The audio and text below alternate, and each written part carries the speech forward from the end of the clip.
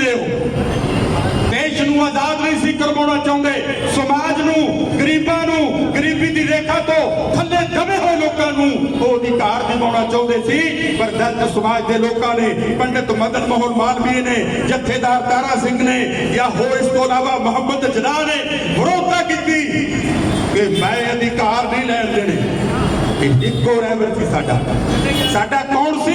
Doctor BR Ambedkar, जिन्हें London दे विच आके कुर्सी सिर ते चक के कहा सी कि आओ पंजाब नहीं हिंदुस्तान की धरती ते आओ, हिंदुस्तान की धरती ते आके मेरे गरीबां दा हाल देखो, मेरे दलित समाज के लोगों का हाल देखो की है।